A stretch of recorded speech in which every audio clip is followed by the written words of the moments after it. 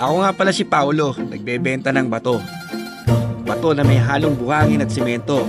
Sa madaling salita, ito ang tinatawag nilang konkreto.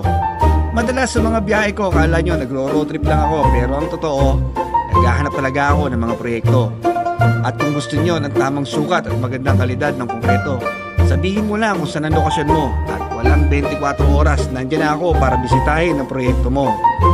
Kahit sa Batangas man yan, Cavite, Bulacan, Laguna at Rizal, kahit dito sa Metro Manila, kaya namin supplyan yan dahil may mga planta kami sa mga lugar na yan.